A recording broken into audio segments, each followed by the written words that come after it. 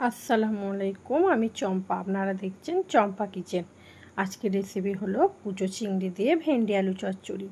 বন্ধুরা সব কেমন আছেন? আশা করি সব ভালো আছেন। আলহামদুলিল্লাহ আমি ভালো আছি। ভিডিওটা প্রথম থেকে শেষ পর্যন্ত দেখার অনুরোধ রইল। আমি এখানে ভেন্ডি নিয়ে নিয়েছি, ছোটো ছোটো করে কেটে নিয়েছি। আলুও নিয়ে নিয়েছি, ছোটো ছোটো করে কেটে নিয়েছি।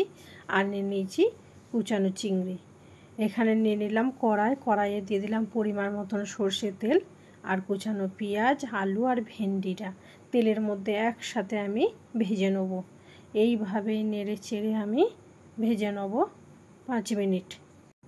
ভেন্ডি আলুটা আমি যত ভাজবো তত টেস্ট হবে রান্নায়। এইভাবেই আমি ভেজে নিলাম। নিয়ে দিয়ে দিলাম এখানে স্বাদ মতন নুনটা দিয়েও আমি ভালোভাবে এইভাবে নেড়ে চেড়ে নিলাম।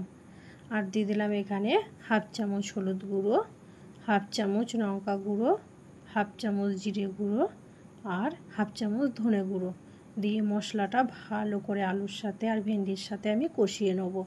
এইভাবে আমি নেড়ে চেড়ে কষাবো যতক্ষণ না মশলার গন্ধ যাবে, ততক্ষণ অবধি আমি কষিয়ে নিলাম। দিয়ে দিলাম এখানে ওই কুচো চিংড়ি, অল্প একটু চিংড়িটা দিয়েও আমি ভেন্ডি আলুর সাথে ভালোভাবে কষিয়ে নেব। এইভাবে 2-4 বার নেড়ে চেড়ে কষিয়ে আমি ঢাকা দিয়ে দিলাম 5 মিনিটের জন্য। 5 মিনিট পর যখন আমি ফিরে এলাম, দেখলাম আমার আলু ভেন্ডি সব সুন্দরভাবে কষানো হয়ে গেছে। নিয়ে দিয়ে দিলাম এখানে 1 কাপ পানি। পানিটা দিয়েও আমি 2-4 বার এইভাবেই নেড়ে চেড়ে নেব। নেড়ে চেড়ে আবারও ঢাকা দিয়ে দেবো আমি আধ ঘন্টার জন্য, ভেন্ডি আর আলুটা সেদ্ধ করার জন্য। আধ ঘন্টা পর যখন আমি ফিরে এলাম, দেখলাম আমার ভেন্ডি আলুটা সেদ্ধ হয়ে গেছে।